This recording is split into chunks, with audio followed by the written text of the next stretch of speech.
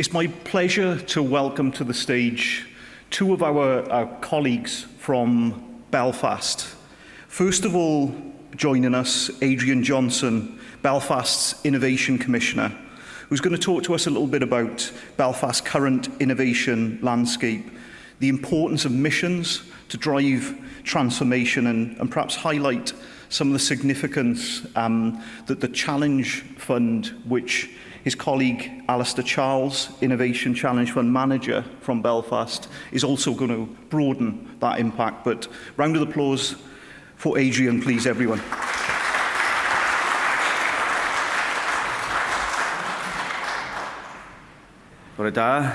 Thank you for having me this morning in this fantastic space. And first of all, thanks to CCR and to the Cardiff University colleagues for their hospitality and warmth and the way that they've received us over the last couple of days, and actually insightful conversation that we had last night and started to continue today. My name's Adrian Johnston, and the more I've listened over the last couple of days, the more pleasure it gives me to say that I'm the Innovation Commissioner, which is a very fortunate role in Belfast. So one of the things I wanted to start with really was to look at, and I'm delighted I looked at the inclusive innovation lens of what I wanted to talk about this morning, because it's come up frequently already in Professor Morgan's speech and what Ravi's talked about. And really this Innovation Commissioner role allows my two worlds to collide. I was about 30 years in industry, working in semiconductor, actually with Seagate Technologies. I was head of AI for Seagate Technologies for about 10 years. And then I joined Digital Catapult in Northern Ireland, headed up the Digital Catapult's office in Northern Ireland, which allowed businesses, small businesses and public sector to innovate and use emerging digital technologies to innovate. But at the same time as that, over about a 30-year period, I've been in the community and voluntary sector and held significant roles in the community and voluntary sector, specifically in the International Fund for Ireland, which is an organisation that drives peace and reconciliation across Northern Ireland, reconciliation of communities, segregated communities in Northern Ireland. And I spent over $1 billion in projects over the last 25 years. And I'm currently the chair of the Community Foundation, and over the last 2 years we've contributed over nearly £13 million to projects which bring social change through innovative grant making and also programmes with communities in Northern Ireland. So it's my two worlds colliding, which is the innovation space and the inclusion space, and bringing that social inclusion to the mix. So I'm delighted to actually be in this role. So how does Belfast take an approach to missions? We have a really interesting model, and it's called Innovation City Belfast, and I'm responsible to Innovation City Belfast as the Innovation Commissioner. And what you see on the slide is the 7 institutions, the main institutions, which effectively within Belfast, but broadly across Northern Ireland, who play a key role in innovation. From a civic leadership perspective, Belfast City Council, Ulster University and Queen's University of Belfast, which are the 2 academic institutions in Northern Ireland that I'm responsible to. Catalyst, which is an entrepreneurial ecosystem, working with 1,000 entrepreneurs every year in developing startups and scale-up businesses. Belfast Harbour, which is real estate, and I'll show an example of that in a second, which is the civic port within Northern Ireland, and the second largest port, I believe, in the UK in terms of trade. Belfast Metropolitan College, which is the higher education college in Northern Ireland, providing pathways for skills and training. And Invest Northern Ireland, which is our foreign direct investment and economic development agency within Northern Ireland. So you can see I'm responsible for bringing strategic alignment across multiple organisations in the Northern Ireland innovation ecosystem, which covers quite a bit, but as you can see there's something missing, not all, the community and voluntary sector. So one of the things that we've been looking at, and I should have caveated, I've been enrolled since the start of January, so I'm not going to have all of the answers to your questions today, but I hope to be able to answer some of them. But what you can see on the screen at the moment is Belfast Harbour Estate, who are one of our partners. Belfast Harbour Estate takes up 25% of the landmass within the Greater Belfast region.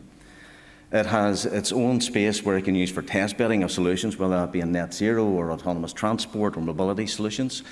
And what you can see in some of the colours on the screen is, for example, blue is the Catalyst estate, which is about 450,000 square feet of office space, which houses those 1,000 entrepreneurs that we engage here, the Catalyst engages on every single year.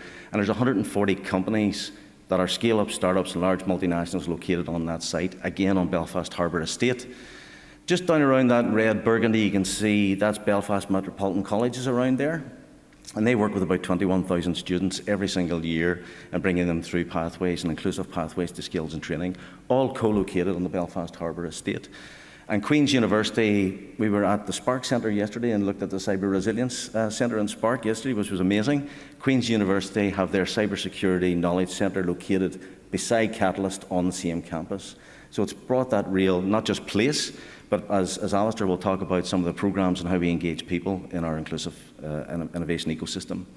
And I want to touch on the inclusive entrepreneurship because it's come up already this morning a few times around, well, how do we engage people in this? And one of the things we want to try and bring to our ecosystem is anyone can be an innovator and anyone can be an entrepreneur. And one of the things that we had to do as part of that process, how we engage with communities, is actually challenge ourselves. Are we using inclusive language? Have we designed inclusive spaces? And are our programmes fit for purpose? For the trickle-down economics doesn't work, hope everybody agrees. But we've taken this approach in Northern Ireland that if we engage with academic institutions, that will trickle down to communities, and we've seen that hasn't had the effect in Northern Ireland that you would expect, and the trickle-down economics doesn't work.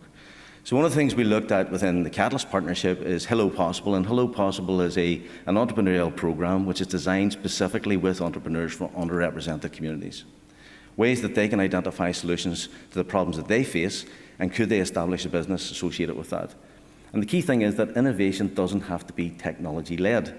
Everyone jumps straight to the point that it has to be technology-led. It doesn't. It can be an innovative solution to a problem that you have.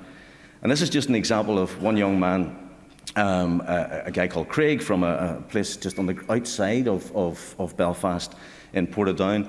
And as a community and voluntary sector leader, what he'd identified was they were constrained in the cost for a boxing club that they had, which was engaging young people on the edges of the criminal justice system. And one of the problems is that they didn't have a solution to the cleanliness of the boxing gloves, and therefore it was unhygienic, and they weren't allowed to use it. It was having an effect on how they delivered their solution. He saw that as a challenge. He worked with the entrepreneurial ecosystem in Catalyst to identify a potential solution. He developed a startup business to that, and he's starting to scale that through the Catalyst ecosystem. So a way of co-designing that programme. I talked about skills yesterday, and Ravi started to touch, I think, a little bit about this. And Belfast Metropolitan College that I talked about is on the Catalyst estate, or the Belfast Harbour estate. Looks at skills through 4 different lenses: through the business lens, the public sector lens, the community lens, and then the student and business collaboration lens.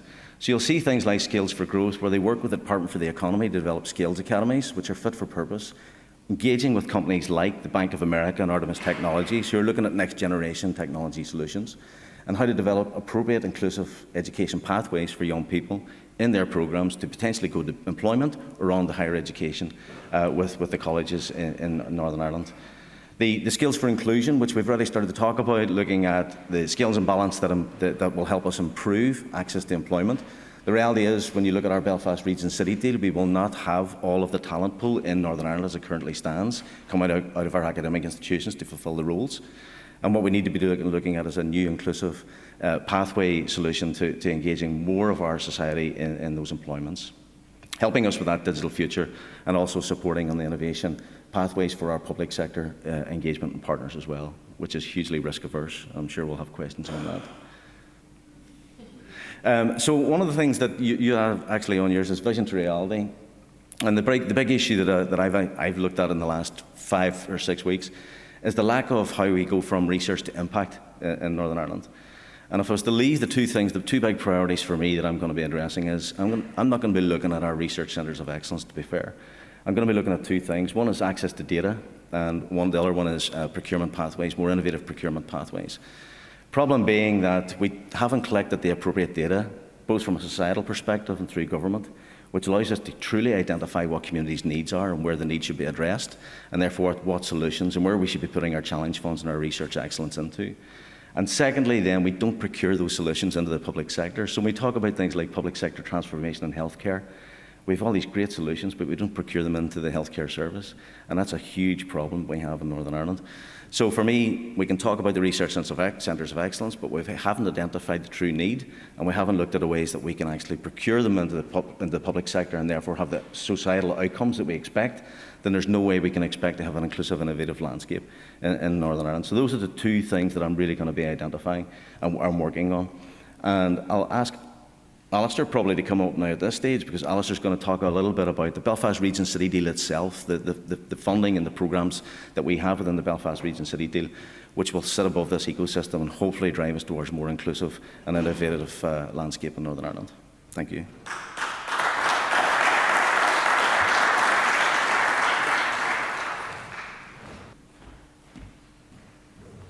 Morning, everyone. So my name is Alistair Charles, and I'm the Innovation Challenge Fund Manager at Belfast City Council, representing BRCD, which is the Belfast City Region, which is a partnership very similar to your own Cardiff Capital Region, made up of us, Belfast City Council, and our 5 surrounding partner councils, so 6 councils as opposed to 10 in CCR, and also our 2 universities, so Queen's University, Belfast, Ulster University, and then also central government. So it's amazing to be here this morning, and I just have to echo Adrian's sentiments. We received such a warm welcome from the CCR and the Cardiff University team yesterday when we arrived, slightly behind schedule. We'll blame the Irish rugby lads, I think, because they arrived just the same time as us.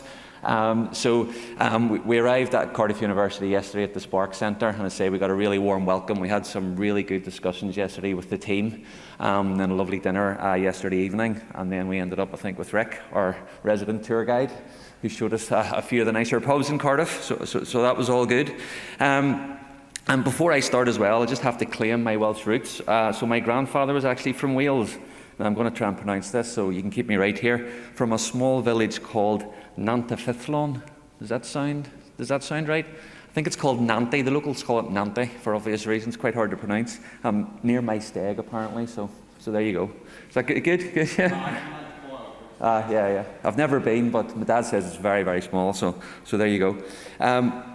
So as I say, my role then is to manage the Challenge Fund programme right across the Belfast Region City Deal partnership. But I suppose before I go into that, it's maybe useful just to give you a wee bit of context on the city and actually talk a wee bit about the city. I'm sure many of you have been to Belfast, but for anybody who hasn't, I think it's useful to maybe give a bit of context. There we go. So Belfast, again, it's quite similar to Cardiff. It's quite a small, compact city. Population of about, this slide's slightly out of date, so I think population of about 350,000, which I don't think is a million miles away from what Cardiff has. It's obviously the second biggest city on the island behind Dublin. So it's quite a big deal then in the north. Obviously, that's where the most of the economic activity happens. You can see there just in the diagram, Belfast is in yellow. And then our 6 partner councils is the yellow box. So it represents probably an area just under 50% of the actual area of Northern Ireland, but actually over 50% of the population. The population of Northern Ireland is about 1.8 million. So the Belfast Region City Deal area is about 1 million, just over 1 million people. As I say, second largest city in Ireland, and then home to 2 really world-class universities. You've got Queen's University, Belfast there, ranked number 1 in the UK for entrepreneurial talent. And then again, I'll nod to Adrian here, because this slide's slightly out of date. It says on this for the Eagle Eye that Ulster University has been shortlisted for the Times University of the Year 2022. They've actually won it in 2024. Is that right, Adrian? Yeah. No prizes for guessing what uni Adrian went to. So that's a wee bit of background just about the city. And then again, picture paints 1,000 words. So you probably see from that, it's quite a similar looking city to Cardiff. You know, it's not one of these big sort of high-rise cities the likes of London or Dublin might be. In the foreground there, that's City Hall, so that's where myself, Mark and Adrian are based. We're actually based in these 3 offices here. So, Rick, if you come to visit us, that's where you'll find us. That's where we're holed up. So that's basically City Hall, which is right in the city centre. And then if you go over up to the sort of top right of the picture, you'll see the 2 famous cranes. So that's our yellow cranes, which is kind of one of the sort of images of the city, down at the Harlanwood shipyard, obviously where the likes of Titanic, etc. were built.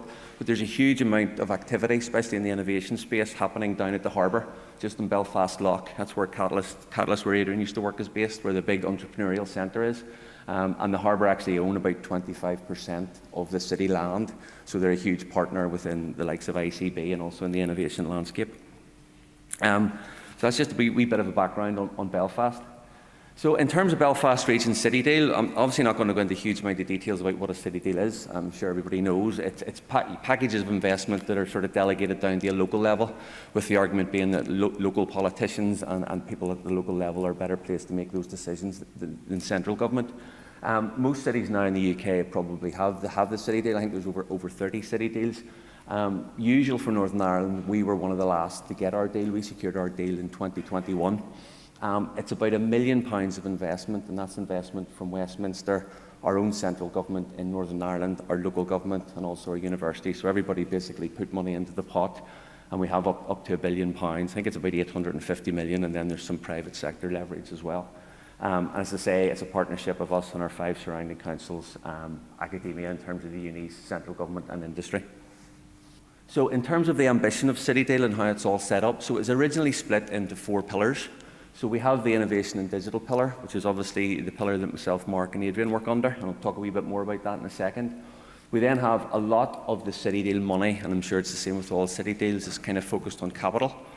So we have a big tourism and regeneration pillar, which basically there's about, I think, 5 or 6 big signature tourism projects that are being developed across the region, one in each of the council areas.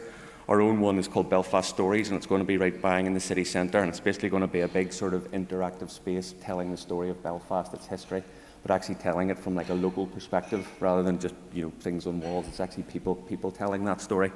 The idea being that will sort of rival Titanic Belfast, which is our other big signature tourism destination, to try and keep people in the city for longer, keep the tourists in, that kind of thing. We also then have an infrastructure pillar, which is kind of self-explanatory. That's roads, basically, and transport, those big signature infrastructure projects.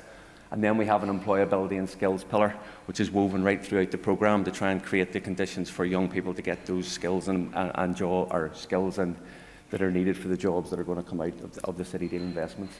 And basically, the overall, I suppose, objective of the CityDeal is deliver more and better jobs. And again, that's quite hard to define, but that's the overall objective. And it's aimed at our high growth sectors, likes of life and health science, creative industries, advanced manufacturing, etc. So maybe just zooming in then, the innovation and digital pillar were originally together as one. The innovation and digital pillar then actually split up, and I think we're probably going to try and pull them back together now. Why they split up is the innovation pillar is basically 5 capital builds. So our 2 universities are involved in 5 new centres of excellence, and those centres of excellence are really looking at research excellence in sort of our key cluster areas, which as I mentioned earlier, life and health science, advanced manufacturing. We have one round virtual production, which is Studio Ulster, which is actually based up beside our Titanic studios, which is where Game of Thrones was filmed. So we have a huge studio up in the North Foreshore, and we've got this new virtual production studio that's being built beside it. And then we have one around cyber health and agri-tech called Momentum 10. So I think Adrian touched on these centres. The idea of these centres is to try and get universities to work closer with business. So there's a danger, obviously, with universities that there's a lot of really cutting-edge research and development and a lot of IP developed, but it's never commercialised. So the idea of these centres is to try and make that research more accessible to businesses. So small businesses can go in, work with the academics, get access to the really cutting-edge research, and actually then take that back into their business and try and commercialise that into products and solutions. So 5 very major investments, about £350 million, I think, in total. There's about 250 of that is through CityDeal. We also then have, just worth mentioning, it's not CityDeal funded, but we have our new Artificial Intelligence Collaboration Centre. So again, that's a collaboration between Queen's and University of Ulster. It's based in Ulster University, and it's a centre designed, I suppose, to increase the adoption of AI in SMEs. So it's working with the more non-techie SMEs, bringing them in and giving them training on what AI is and what capability it has and how it can benefit their business. Again, that's a £16.5 million centre. So plenty of physical investment, and then we have kind of coming out of that, and before I go on to that, that's just a picture of the Advanced Manufacturing Innovation Centre, which is, as you can see, is being built at the minute. That's just an example of one of the centres, which is up in Newton Abbey, just outside Belfast. So it's a 10,500 square foot facility. And again, the idea being that you'll have the most sort of advanced manufacturing processes and digital solutions being developed in that factory. SMEs can come in and learn about that and take those skills back to their organisations. So then just to zoom in on the digital pillar, so that was the innovation pillar. The digital pillar, which that Mark heads up and I manage the challenge fund underneath, it's £120 million investment, so a pretty significant investment within CityDeal. And the whole idea of the digital pillar is to drive digital innovation right across the city, with the idea being that digital innovation creates those more and better jobs and tries to solve those societal issues that we've been talking about this morning. So the digital pillar is basically split up into 3. You have your Challenge Fund programme, so that's the programme that I manage, which is a £55 million programme of flexible funding mechanisms designed to try and engage companies with academia and the public sector. We then have an Enabling Infrastructure Fund, which is a £40 million fund. The idea behind that fund is that you can't expect innovators to innovate if the infrastructure isn't there. So that's investing in things like high-speed connectivity, 5G connectivity. We're involved in a big project at the minute with DCIP. We are actually one of the 10 innovation regions across the UK demonstrating the advantages of 5G and things like data that Adrian mentioned and test beds. So it's trying to provide that infrastructure that innovators and young companies can actually come in and develop solutions. And then we also have £20 million of investment going into regional innovation hubs. And I think we got this yesterday, we got this sense from Cardiff. We get the anywhere but Belfast kind of statement sometimes that all of the investment tends to go into the city centre, and our 5 surrounding councils sometimes feel like the poor partners. So we have this £25 million of investment, which are regional innovation hubs that are outside the city. So the other councils basically focus on their areas of strength, and they can build something in their area that can then link into the city and also link into the big innovation centres that the universities are building. So that's basically how the pot's split. In terms then of the key objectives, so as I said earlier, it's £120 million to drive digital innovation excellence. One of our main reasons for doing this is to increase collaboration between ourselves, the public sector, the private sector, obviously industry, and then academia. And it's to build upon our strengths and drive that economic growth, and then obviously tackle those societal issues. So you always have that dual objective that sometimes there's a little bit of tension between, about driving economic growth and then also trying to solve those societal issues. And then, as Adrian, I think, has mentioned, is support the levelling up of the digital investments. Make sure that digital investments are inclusive. It's not just all going into the city, and it's not just going to the usual suspects. You know, it's new companies, it's going to communities where the investment's needed. So just in terms of our programme and how we've split that up, so as I say, we have 55 million overall. We agreed probably back in sort of 2021 to look at 3 grand challenge areas.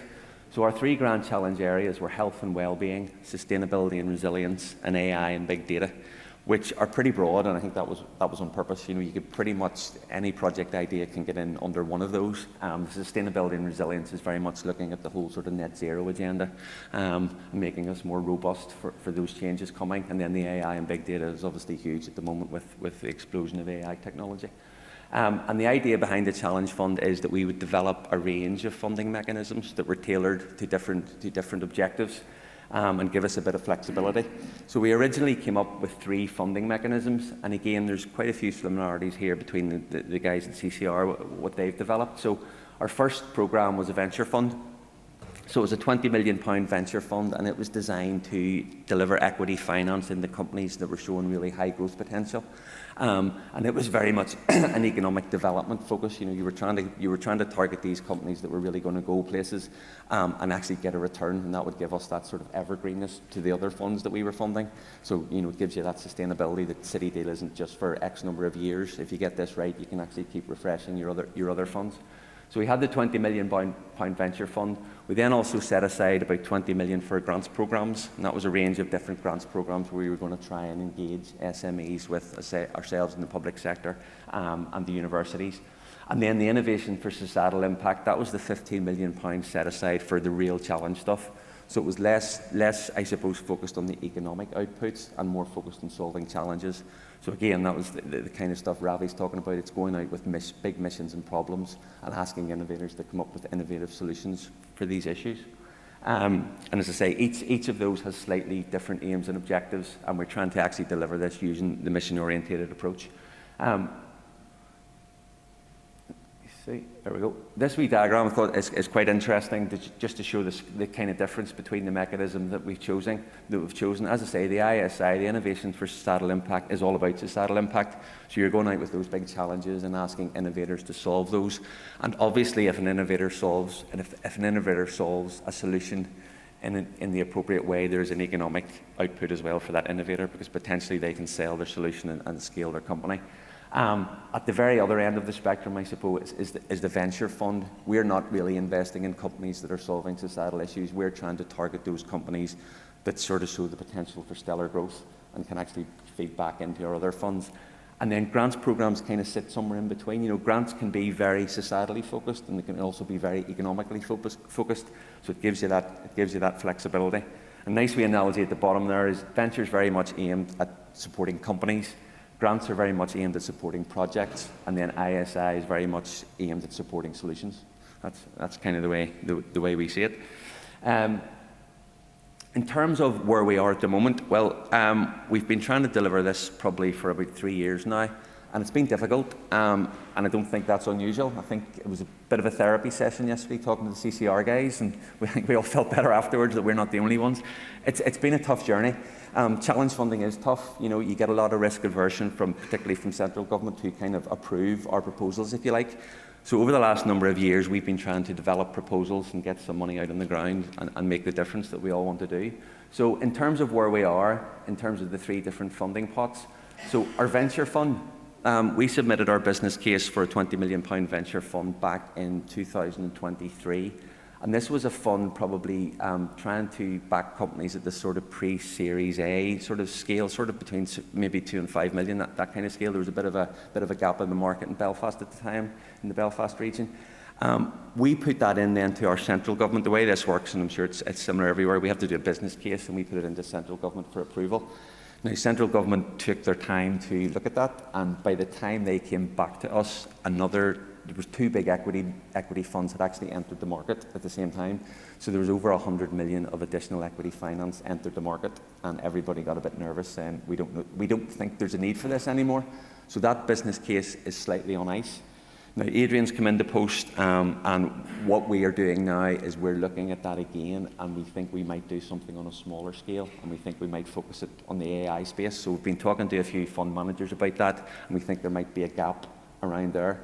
But it kind of shows you the issue or the tension between developing ideas and then they take so long to be approved that the market moves or something changes, and then your good idea that was a good idea last year is not a good idea anymore. So again, bit of an issue there, but we're trying to be dynamic and sort of move around that. In terms of ISI then, we have a small pilot program at the minute using the SBRI technology. So basically that is around the tourism investments that are happening in City Deal. So what we've asked, the problem statement we've asked and went out to the market there is around what is the impact of emerging technologies on the way people interact with visitor destinations. So if you imagine our Belfast stories, there's over £100 million of investment going into that. It's not going to be open now probably for another 3 or 4 years, but they're designing that at the moment. There's going to be interactivity and technology in there, but we want to make sure that when it opens, people don't walk in and go, geez, this is naff, this was so 3 or 4 years ago. So it's a really difficult thing to do. So we have asked technologists to come along and show us the art of the possible. Like if we want to tell the stories of Belfast in a very engaging, interactive way, how should we present this? And that will obviously feed into the designs which are happening at the moment. So a really successful SBRI program. That's about £1 million program. We had 10 companies through the first phase, and we're now in the second phase, the prototype development, and there's 6 companies developing prototypes. What we're also trying to do then is develop up a local authority-led SBRI program. Sorry, I'm getting the times up here, so I'll shoot through the last 2 here. And that's basically to take the success. We have quite a successful central government-based SBRI program in Northern Ireland for the last sort of 15 years. We're going to try and tailor that to the local authority. And I know from speaking to the CCR guys yesterday, there's issues with SBRI programs. So again, we're keen to continue those conversations while we develop that program. In terms then of grants then, we're hoping to work very closely with the Centres of Excellence and actually develop a grants program, because again, the danger is that SMEs don't get to engage with the Centres of Excellence. We're going to try and develop a program where SMEs can get pots of money to actually actively engage with the Centres of Excellence and just make that slightly easier for them. And then we're also working on an AI grants program. I'll fly through these really quickly because, again, loads of these will be very familiar with you guys. And so in terms of the challenges we've had to date, we've had governance challenges. I've kind of touched on the approval process, the design and approval process, how long that takes, the risk appetite of our sales industry and central government, capacity and resource, and the fact that our money is capital only. We don't have any revenue funding, so we have to manage and deliver all this within our sort of current resources within council, which is tough, a lot of competing resources. The sheer number of stakeholders in the partnership and just across the city, it's just really hard. Everybody has competing agendas. It's hard to keep everybody engaged and involved. And then I think we've touched on a lot this morning, it's just inclusivity. How do we keep everybody engaged and involved in the programme and make sure it benefits all the stakeholders? I'll just ignore the last one. Thank you very much. Thank you.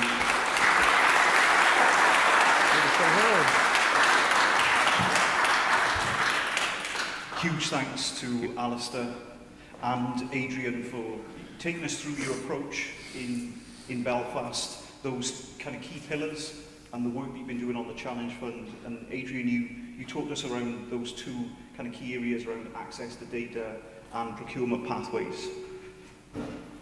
We've got the opportunity for perhaps one question from the audience. Would anyone like to pose a question, comment, challenge, even an allergic reaction? I think we'll take at this point. Thanks, I'm Louisa Huxtable-Thomas from Swansea University. But yeah, my question is, having come in quite late, did you find there was a good opportunity to borrow from what was working in all of the city deals, or were they still too early to really know what the consequences were of all their decisions? So, did you get the opportunity to steal from the best? We did, yes. At the start, we kind of looked around and said, right, who's doing this and who's doing this well? And we've actually been engaging with Cardiff even before I started. So I started in post, I think, in sort of 2022. And even when I had come in, we'd already started to engage with the guys at Cardiff. I think you guys have maybe been going maybe a year or two by that stage. So we have learned a lot, but every day's a school day, as they say, and we're keen to keep learning because there's a lot of things that, even from the conversation yesterday, that we've learned, from just engaging face-to-face with the team. In terms of things like our SBRI programme, SBRI is a really good way to try and get innovators to solve public sector challenges, but there's big issues with it in terms of that procurement drop-off at the end. That is anything ever purchased? So there are ways and means potentially to mitigate against those. And I know Cardiff at the minute are kind of pivoting their SBRI programme slightly and maybe moving away to sort of more of an innovation partnership approach. And that's really, I suppose, key for us because we are kind of just about to develop a programme. So we're thinking, should we even develop an SBRI programme or should we maybe move more towards this kind of approach? So yeah, it's been fantastic, and we've engaged with the likes of CivTech up in Scotland, even the guys Impact Jersey over in Jersey, and as far away as Canada actually.